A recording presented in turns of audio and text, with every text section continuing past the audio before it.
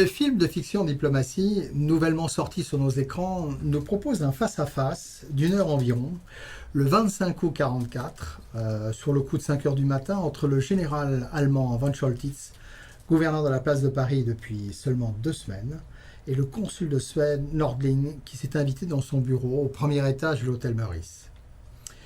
Von Choltitz sait que 2 divisions alliées, fortes de 40 000 hommes et commandées par le général Leclerc, seront dans 1 heure aux portes sud de la capitale.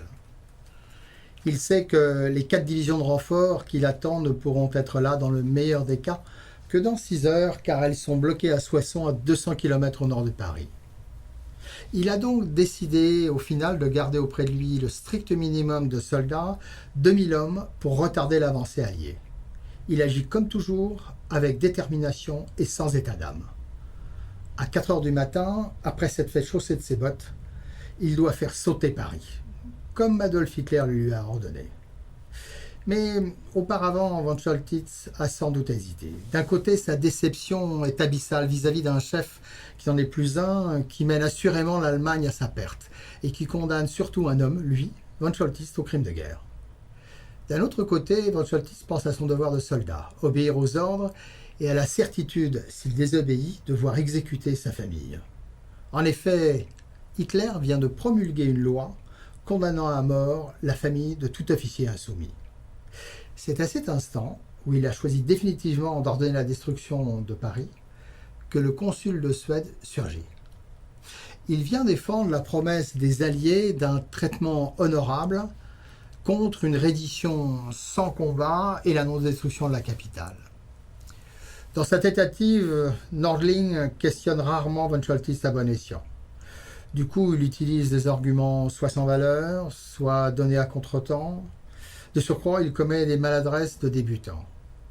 Néanmoins, il est sauvé une première fois de la mise à la porte par le sabotage inopiné d'une ligne téléphonique. Von Choltitz le soupçonne d'y avoir participé et continue à l'interroger. Et il est sauvé une seconde fois par l'irruption de 2 officiers SS. Ils se rendent au Louvre au nom d'Himmler pour dérober des œuvres d'art avant la destruction de la capitale. C'est pour von Choltitz une confirmation que l'ordre nazi n'a plus de fondement militaire. Il luttera donc jusqu'au bout avec ses hommes, mais doit-il alors sauver Paris? C'est la décision qu'obtient Nordling, par chance, en parfait opportuniste et au dernier moment.